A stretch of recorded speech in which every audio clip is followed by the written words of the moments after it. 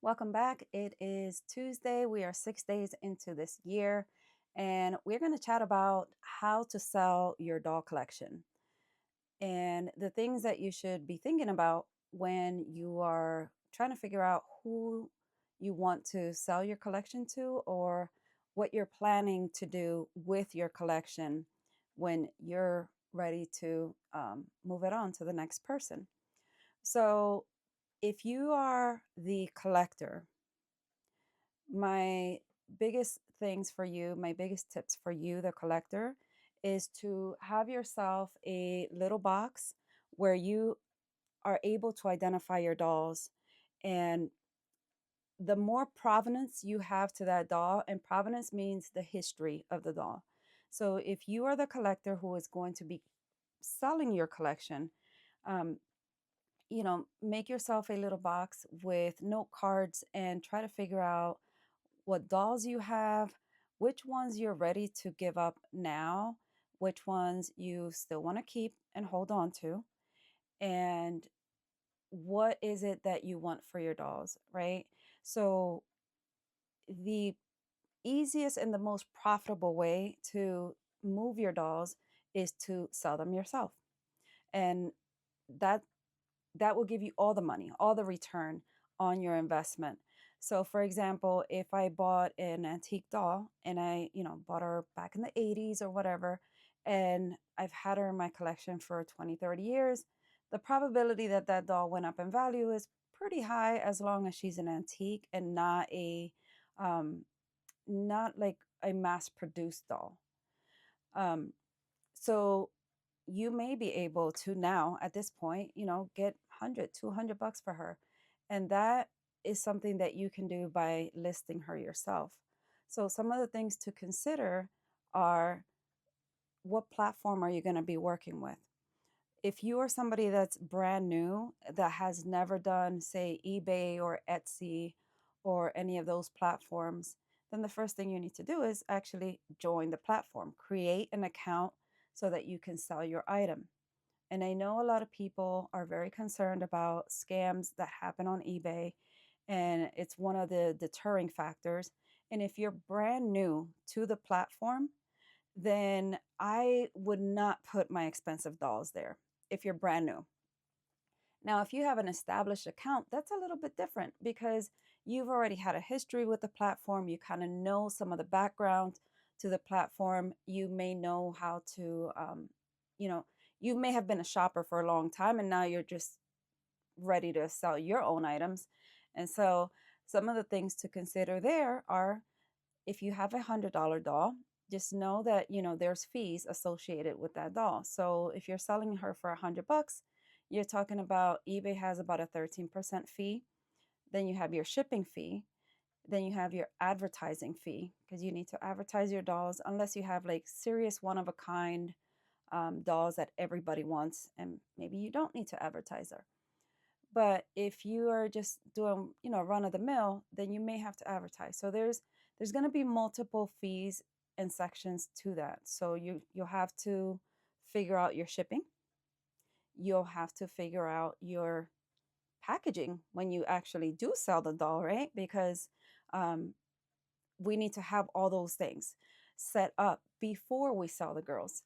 So for me, if you are calling and you're asking, okay, what should I do with my doll?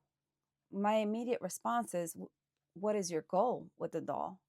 What is your goal with the doll? Because if your goal is to have the most amount of profit, then you're probably wanting to list her online because you're getting customers from all over the world at that point. And there's a reason that you're going to get the most money, and it's because there's work involved. Now, if you're talking about, I just want to give you this doll and I want you to pay me eBay money and I just want to not do any eBay work, then that's where usually you have issues. You cannot request the most amount of money for your item without doing the most amount of work, unless you are set up, at like an antique booth and maybe you have a reputation for good quality items, or you have a store or you have your own customer base where customers are coming to you for that specific item. But if you are just somebody brand new, just run of the mill, I'm done with my dolls and I'm ready to move them on. How can I get the most money? I see online where a lot of in a lot of the dog groups that I belong to, because I belong to a lot of them because I want to learn. I want to learn the craft. I want to understand the craft. I want to understand the history of them and that kind of thing. When you come into this kind of environment and then you want the top money, but not the top education, it doesn't quite work that way. Um, so, you have to ask yourself, what is the goal of selling your doll to begin with? Do you want your doll to move on before your kids throw them in the dumpster in case you're not here? Because that's the calls that I'm usually getting.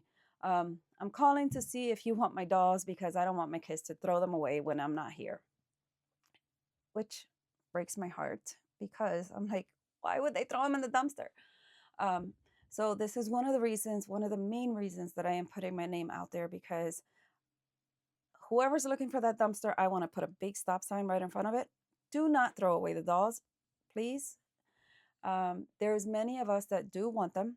And if you are not surrounded by the doll collecting community, obviously you're going to think, who wants this? It's only my grandmoms or my moms or whatever. But believe it or not, the doll community is alive and well. We are a small community, but we are a mighty community.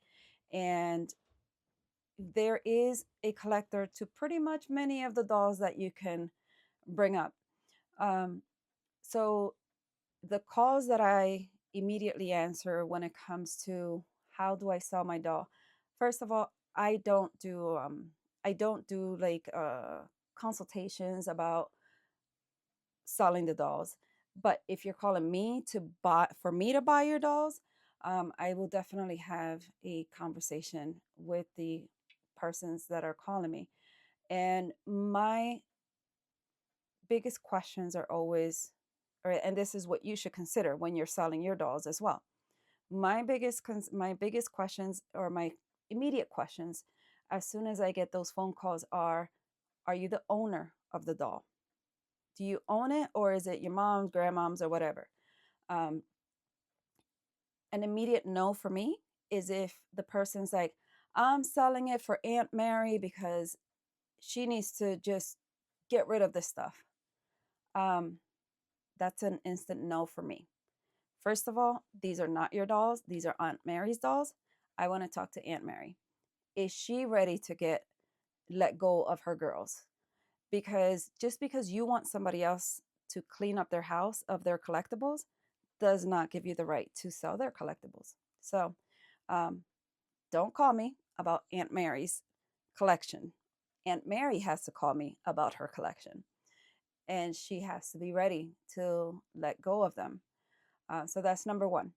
Number two is the house a smoke-free home? If your house has pets and smoking, you can immediately expect a 30 to 50% reduction in the price of your items. And it doesn't mean that they're going to get tossed, or it doesn't mean that I would not buy them, but it means that it is going to take that much more work for them to even be prepped and ready to go, if you can even get them ready to go at all. A lot of times it takes weeks of leaving them outside, letting them, let the sun clear out the smell, and then, giving them a good scrub and everything else. So, um, smoking equals work. And for buyers that are ready to buy the collection and move the collection, smoking is just a big, big stop sign or a big price reduction. It just is. There's people that are allergic to smoke. There's people that are sensitive to smoke, and it's such a time suck that the dolls really, really have to be worth saving. And by saving, I mean we are going to stop production of what we're doing so that we can really intensely clean these out before moving them to the next person. Um, it's a hard ask for somebody that's moving rather quickly. Um, so first, is it yours to sell? Two, are they smoke free? And three would be, what is the condition of the dolls? Am I able to go in to your home, pick them out of a cabinet, bring them home, just take some dust off of them and photograph them and get them ready to go out into the world? Or are you asking for top dollar, but I'm going to have to bring them home, pay somebody to scrub them, pay somebody to photograph them, and then put them into the store? So, price for collections will vary depending on all those factors. If you're a smoker, you need to keep your girls in a separate room and away from all of that, because if you are the collector and you absolutely love your dolls and you love smoking your cigarette and looking at your dolls, just know that they may end their trip with you. Like, when you're done with them, they may not go anywhere else, due to that, because it is an intensive amount of work to get them. Um, some of the vinyl gets all that yellowing and everything. It's For me, I it has to be some very, very good stuff, and the price has to be absolutely minimal, um, for me to even consider the intensity of cleaning out smoke from the girls. Um, there are some girls that are worth saving, but it's it's few. It's very few when it comes to smoking. Number two, making sure that you are selling something that is yours to sell. Number three, um, if you're calling someone like myself, or calling an estate sale, or calling anybody that you are interested in coming to see your collection that you are getting ready to move, or the family is getting ready to move, have an idea of what you're asking for your items. I, for one, don't negotiate too much. I will ask you what the price is for the items, and if it works for me, fine. And if it doesn't, I say no, thank you, and I just keep it moving. I will not sit there and argue with people about prices and this, that, and the other. If you're ready to sell, then you need to figure out what price range you're looking at, or what price range you are thinking about. It's very difficult for somebody to come in and look at a collection and say, okay, yes, I'm interested. And the person that's selling that collection says, oh, how much are you going to give me for it? I don't know. I'm here to buy it. You need to sell it to me, though. Um, so do yourself a little bit of research. Try to figure out where are you in pricing, um, before reaching out and calling. Now, the only thing is, if you're calling like a auctioneer, that's a little bit different, because they will put it on the block, and whatever the market says it's worth, then that's what it's worth. So there's no price research that needs to be done for that. But if you're looking for a more of a private, come to my home, let's not talk about the mess in my house. I just want one person to come into my house. Please don't tell anybody that you're even here. If you're looking for that privacy and you're looking for that one person stop shop situation, that's what I offer my people, and that is different. You need to be able to kind of estimate. What am I thinking? Um, what is the value of that service to you, the person who just wants not 10 people coming to visit their homes? Um, and some people ask me about the safety of it. How safe is it for you to be going into people's homes and whatever? And for me, I will say, um, i've only had I've been doing it for 4 years. I've only had one incident where I had to leave the home and ask my husband to come in with me. um, but other than that, I'm dealing with usually elderly ladies or women that are, in their 50s, 60s. They're more concerned about their safety than I am about my safety. So I will provide like my business card, I provide my ID, I provide, and now, now that I have YouTube and Facebook, they could see who they're dealing with, and it's more personable. Um, what I offer my people is like, if I'm going in there, if I want to see some photos, right?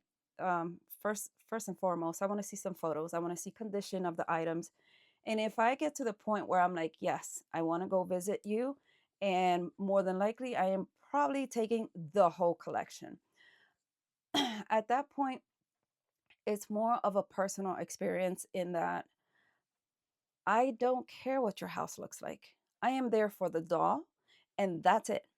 Um, I don't sit there taking photos in your home. I don't sit there taking videos in your home or none of that stuff, unless you have express permission from the person. And I think that a lot of people really value the privacy of that interaction. And that interaction is worth a lot of money to whoever it is that is selling the collection. Um, so, when you are the seller, those are things to consider. Do you want many people in and out of the home? Do you want to take the collection to a place? That's another option. Like, you could take it to an auction house yourself. You could do that. um, I, for one, like to work with most of my elderly collectors. Sometimes they are no longer mobile, they're not leaving the homes, and they would much rather me go to their home, even if it's a state or two or three or four away. And or it's families that are, they're getting ready to put the house up for sale, and they are either, I have the ones that are really holding on to the collection and barely leaving them go, or I have the surviving family members that are like, get this out of here or it's going to the dumpster. I get both extremes. So um, when I hear dumpster, I try to I try to schedule those ahead, because I'm hoping to not let them get that far. But you can't save them all. For 2026, the goal is to help to educate you guys and to kind of prepare and let you know what the process looks like for me, the person that's coming in to see the collection. Um, I'm asking for photos. I'm asking for videos. The first thing is I'll ask for photos. The second thing is I like to schedule a video call because, there's a lot of scams going on online now, and somebody could show you photos that don't belong to them. So we're doing a video call before I head over to the house. And then we'll kind of agree on a price situation. And if it sounds like it's something that could work, I am in my car and I'm, you know, a couple states away, however many states I need to go to get the collection, I will go to. But those are some of the things that you need to prepare to get your collection ready to roll. Is that you need to figure out, how many dolls do you have? How many dolls are you going to be selling? Is it a smoke free home? Is it a pet free home? And if it's not a pet free home, that's fine. We've evolved from completely pet free. However, you cannot have a collection that smells like kitty litter. Um, that's just it can't happen. Most times you're talking about some serious reduction in value when it comes to any kind of um, animal smells and that kind of stuff. Not to mention, there's a lot of our collectors are older, and therefore there's allergies and all kinds of stuff that happens. So the cleanliness of the collection will dictate value as well. So all that to say that, if you're out there and you are thinking about selling your collection, um, just know that, a lot of times I get those calls, and it's almost like people go into a whisper. They're like, um, I seen your ad, and I have dolls and I have a lot of them. And I'm like, I'm sorry, what did you say? I have a lot of, like, it goes lower and lower. Like, there's some shame factor in having a lot of dolls. And we want them. We want them. If you liked your dolls, somebody else out here likes your dolls. We are a small community, but we are a mighty community. Don't don't call, like, you can call me without the shame factor. When you're saying I have a lot of them and I'm not sure if you're gonna really want to see them, if you don't have over 1,000 dolls, I'm right here. I'm like, you could give me a call. You can, go on my Facebook page. I'm at PA Doll Lady on Facebook, and we talk about dolls. We talk about the dolls that we're buying, and we're trying to move from one collector to the next collector and that kind of thing. Now, when it comes to what dolls are very, very difficult to sell, that's going to be your porcelain dolls. Porcelain dolls with certificate of authenticity in the foam box. If you hear that question and the answer is yes to all of them, that's usually like no. I'm sorry, I don't work with those. Porcelain, certificate of authenticity, mass produce, home shopping network, um, even if they're like limited edition and that kind of thing, there's going to be very, very few of them that you're going to be um, that I would be working with. And many times that's why they end up at the thrift store, because they're just almost impossible to move. Those are not no longer collectible. Um, there might be a few exceptions, because there always is a few exceptions, but for the majority, those are very difficult to move.